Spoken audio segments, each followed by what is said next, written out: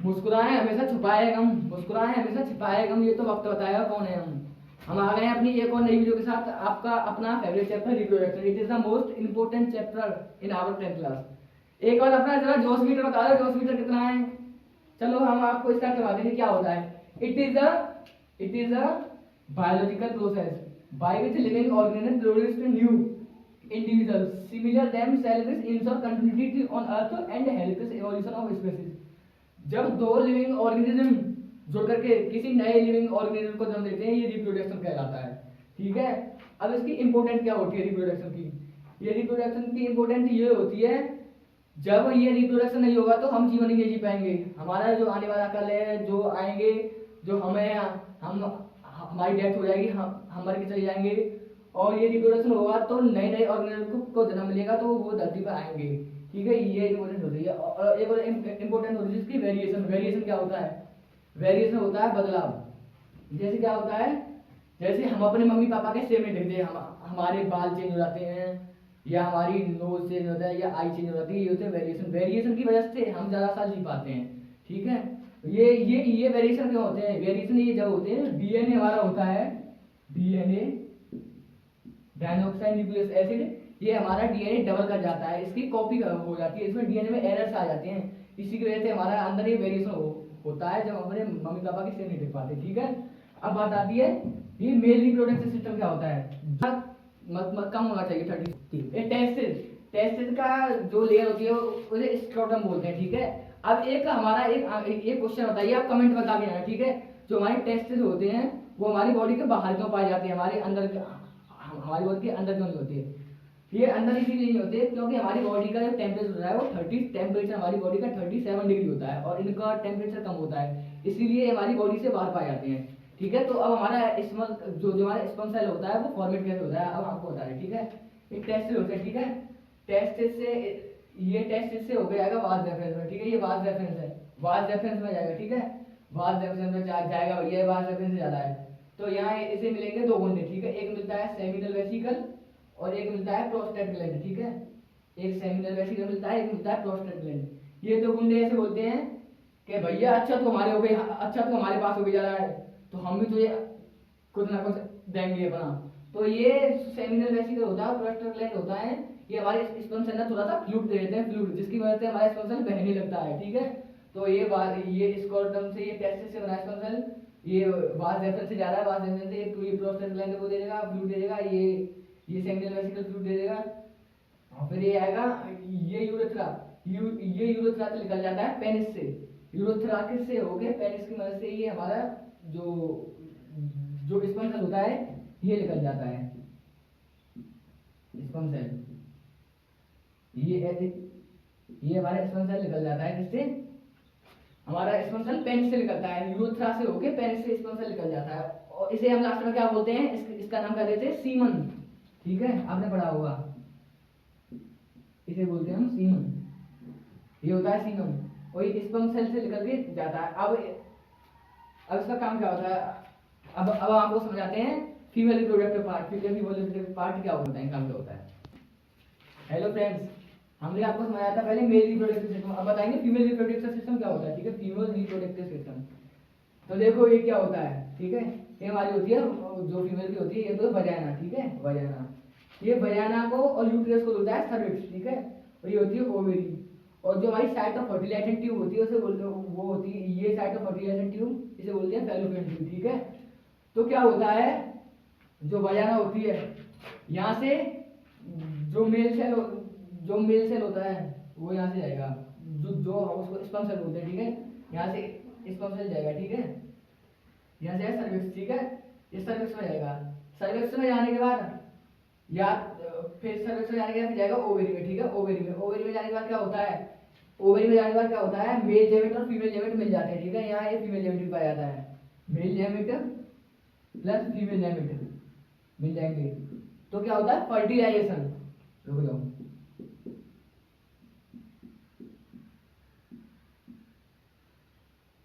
Fertilisation, mail जेमेट female जेमेट मिल जाएंगे तो क्या होगा फर्टिलाइजेशन। फर्टिलाइजेशन होने के बाद क्या बनता है, जायगोट।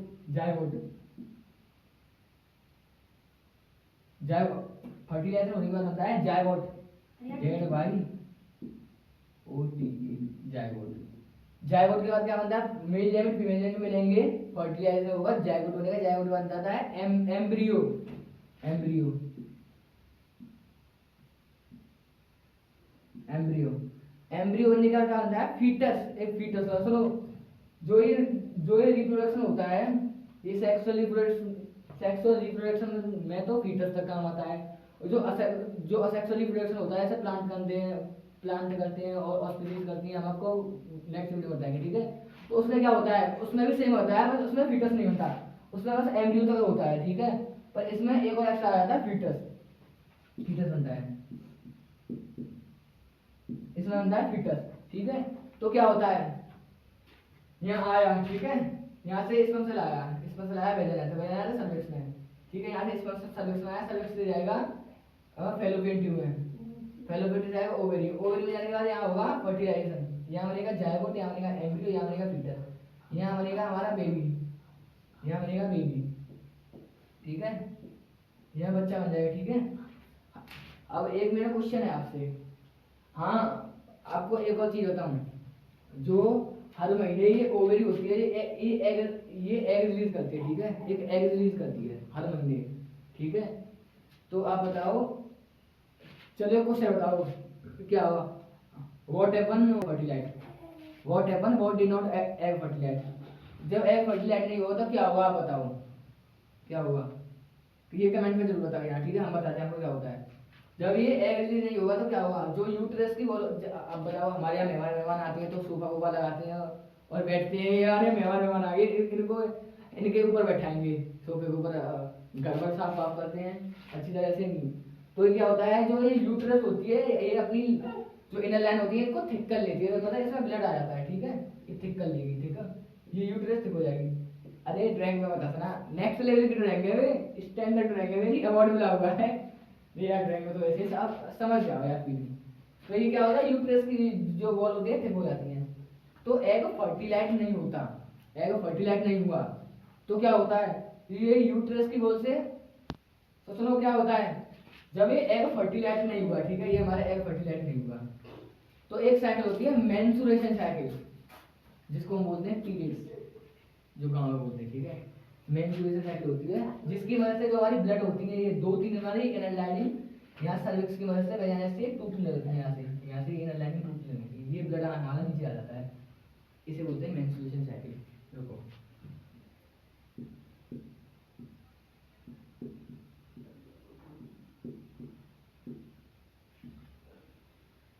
अरे मेंस्ट्रुएशन साइकिल, MEPRU, मेंस्ट्रुएशन, हाँ ये होती है मेंस्ट्रुएशन साइकिल, जिसकी वजह से यहाँ से ब्लड टूटने लगता है, यहाँ से ब्लड ये नीचे गिरने लगता है, ठीक है। ये हमारा होता है फीमेल रिप्रोडक्टिव पार्ट। जब हमारा जो एग रिलीज नहीं हो पाता तो क्या होता है, जब हमारा एग रिलीज नहीं हो पाता तो क्या होता है, जिसकी मदद से हमारा जो यूट्रस की वॉल होती है वो थिक हो जाती है, उनकी जो लाइनिंग होती है वो टूटने लगती है और वो फिर नीचे आ जाती है वजाना की मदद से, ठीक है, जिसे हम जो गाँव में बोलते हैं उनकी भाषा में बोलते हैं पीरियड्स, ठीक है, ये होता है। अब बात आती है, मैंने आपको बताया मेल एंड फीमेल फर्टिलाइजेशन, ये जाएगा। अब एक क्वेश्चन बताओ आप, ठीक है, जो यहाँ हमारा बेबी चाइल्ड बना है यूट्रस में, ये ना यूट्रस में बनता है, ठीक है, इसको न्यूट्रिशन कहाँ से मिलेगा, ये खाना कहाँ से खाएगा, अपना वेस्ट कहाँ पहुँचाएगा, वेस्ट कहाँ देगा, ये आपका एक क्वेश्चन होता है। एक बताओ कि ये चीज़ क्या होती है, ये वेस्ट कहाँ देगा। आपको मैं बताता हूँ क्या होता है, ये तो है प्लेसेंटा, प्लेसेंटा की मदद से ये वेस्ट देता है, प्लेसेंटा, जो आपको बताएंगे जैसे विलीलाइट, ये ऐसे होता है, प्लेसेंटा ऐसे होता है, विलीलाइट, प्लेसेंटा होता है विलीलाइट, ठीक है, जो हमारे एब्जॉर्प्शन में काम आता है, जो हमारी बॉडी में काम आता है। मैं ये आपको फर्स्ट चैप्टर में पढ़ाऊंगा बायोलॉजी में, ठीक है। विलीलाइट होता है वो एक और होता है हमारी बॉडी में, ये होता है विलीलाइट, इसमें पाया जाता है प्लेसेंटा, ये होता है प्लेसेंटा, ठीक है, ये प्लेसेंटा होता है हमारी बॉडी में, ठीक है, प्लेसेंटा, ये क्या करता है, जो बेबी बच्चा होता है यूट्रस में, इसी को ये न्यूट्रिशन देता है, ठीक है, और इसी से जो ब्लड की मदद से वेस्ट निकालता है बाहर। इस प्लेसेंटा का काम होता है, दो वर्क होते हैं इसका, बेबी को न्यूट्रिशन देना और इसकी बेबी को न्यूट्रिशन देना और इसकी मदद से ब्लड की मदद से इसका बेबी का वेस्ट निकालना। ये प्लेसेंटा का काम होता है, ठीक है। अब मैं आपको एक बार दोनों बार रिकैप करवाता हूँ, ठीक है। क्या होता है, हमने आपको बताया वो क्या होता है, हमने आपको बताया कि रिप्रोडक्शन क्या होता है। रिप्रोडक्शन एक ऐसी चीज जिसमें मेल जेमेट और फीमेल जेमेट आके दोनों क्या करते हैं, फर्टिलाइजेशन करते हैं। मेल जेमेट फीमेल जेमेट फर्टिलाइजेशन करेंगे, जायगोट बनेगा, एम्ब्रियो बनेगा, फीटस बनेगा, फिर बन जाएगा बेबी चाइल्ड, फीटस के कहते हैं, उसे कहते हैं रिप्रोडक्शन, ठीक है। ये ऐसे ऐसे रिप्रोडक्शन होता है, ठीक है। अब मैं आपको एक बार टोटल रिकैप करवाता हूँ, ठीक है। क्या होता है, हमारा मेल रिप्रोडक्टर के पास क्या था, बताओ आप क्या था। हमारा मेल रिप्रोडक्टर के पास था, हमारे स्क्रोटम होता है, बॉडी जो हमारी टेस्टिस होती है उसकी लेयर होती है स्क्रोटम। स्क्रोटम पाया जाता है हमारी, वो टेस्टिस हमारी बॉडी के बाहर पाए जाते हैं, इसीलिए पाए जाते हैं क्योंकि हमारी बॉडी का 37 डिग्री होता है टेम्परेचर और उनको कम चाहिए टेम्परेचर होता है, तो इसीलिए वो बाहर पाए जाते हैं स्क्रोटम, ठीक है। तो स्क्रोटम से वो स्पर्म सेल जाएगा टेस्टिस से, टेस्टिस से स्पर्म सेल जाएगा वास डेफरेंस से आएगा सेमिनल वेसिकल। ये दो गुंडे होते हैं, सेमिनल वेसिकल एक प्रोस्टेट। ये दोनों गुंडे क्या कहते हैं, हम तू हमारे पास से जा रहा है, हम तुमको कुछ ना कुछ देंगे, तो वो दोनों फ्लूइड देते हैं जिसकी मदद से हमारा स्पर्म सेल बहने लगता है। तो स्पर्म सेल हमारा बहने लगेगा, स्पर्म सेल हमारा बहने लगेगा, फिर क्या होगा, हमारा स्पर्म सेल बहेगा तो वो यूरेथ्रा से पेनिस की मदद से बाहर निकल जाता है, उसे बोलते हैं सीमन, ठीक है। अब बात आती है फीमेल रिप्रोडक्टिव पार्ट क्या होता है। फीमेल रिप्रोडक्टिव पार्ट होता है, मैंने आपको बताया वजाना को और यूट्रस को होता है सर्विक्स से, और ये होती है फैलोपियन ट्यूब जो साइट ऑफ फर्टिलाइजेशन कहते हैं। ये आपको क्वेश्चन एक नंबर में आएगा, साइट ऑफ फर्टिलाइजेशन ट्यूब कौन सी होती है, ये फैलोपियन ट्यूब होती है और हम इसको ओविडक्टिव बोलते हैं, ठीक है।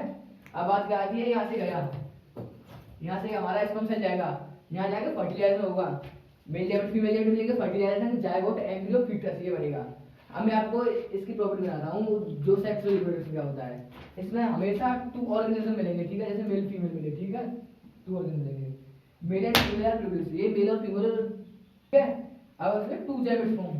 जेमेट क्या होता है, जेमेट आ रही है पावर, सेक्स सेल को ही बोलते हैं जेमेट। जेमेट सेक्स सेल होता है, जैसे सेक्स सेल क्या होता है बताऊं, जैसे लड़के का क्या हुआ, स्पर्म सेल हुआ, उसे सेक्स सेल हुआ ना, स्पर्म सेल, और इसका क्या हुआ, इसका मेल जेमेट फीमेल जेमेट, ये सेक्स सेल होते हैं, ये दोनों मिलते हैं। इसमें 2 जेमेट फॉर्म, मैं क्या बोला, 2 जेमेट से तो हुआ है, एक सेक्स सेल हुआ लड़के का और ये लड़की हुआ। हंसो मत पागल, हंसो मत, वैसे तो बहुत इस चैप्टर को पढ़ते हो, अब हंस रहे हो, ठीक है। तो ये मैंने आपको रिकैप करवाया, ठीक है। तो ये होता है हमारा जो मैंने आपको पढ़ाया, ठीक है। ये प्लेसेंटा क्या होता है, प्लेसेंटा का मत डालना है, ये 1 नंबर में आता है। प्लेसेंटा होता है जो हमारा बेबी होता है उसको न्यूट्रिशन देने का काम होता है और उसका वेस्ट होता है उसे बाहर लेके जाता है प्लेसेंटा, ठीक है। ये होता है, ठीक है। ओवेरी में क्या होता है, ओवेरी में फर्टिलाइजेशन होता है, ठीक है। This was the whole chapter and it is a one shot video, okay. So आपको वीडियो पसंद आई हो तो लाइक करें, सब्सक्राइब करें चैनल को और कमेंट में कुछ ना कुछ लगाएं। Thank you everyone. अब एक बार अपना जोश मीटर बता दो, अपना जोश मीटर लेके जाओ, अपना जोश मीटर कितना है। आपको एक और चीज बोलूंगा जो स्टार्टिंग में हुई थी, मुस्कुराए हमेशा छिपाए गम, मुस्कुराए हमेशा छिपाए गम, ये तो वक्त होता है कौन है। चलो आज की सेल्फी, ठीक है, thank you everyone, thank you.